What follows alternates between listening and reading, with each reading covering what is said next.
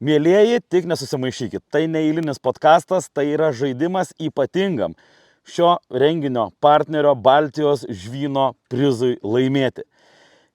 Žaidimo metu balsuoti, spėlioti galite 72 valandas. Na taip, dabar jau laiko gal likę šiek tiek mažiau, tačiau faktas, kad iki pat varžybų finišo jūs galite spėlioti, kas laimės Sajo Anglers Cup 2026.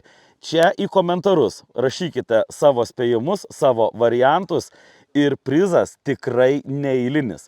Jums Baltijos žvynas dovanoja štai šį Boatmano žvejybinį laivelį. Taip, tai nėra tas jau pats didžiausias, pats mandriausias laivas, tačiau tai tikrai naujas Boatmano daiktas jūsų mėgėjiškai pramoginiai žūkliai. Manau, kad ne vieną šimtinę kainuojantis daiktas tikrai praturtins jūsų žūklės arsenalą. Taip kad dar kartą primenu, spėlioti galite iki pat Sajo Anglers Cup 2026 varžybų finišo iki sekmadienio 12 valandos.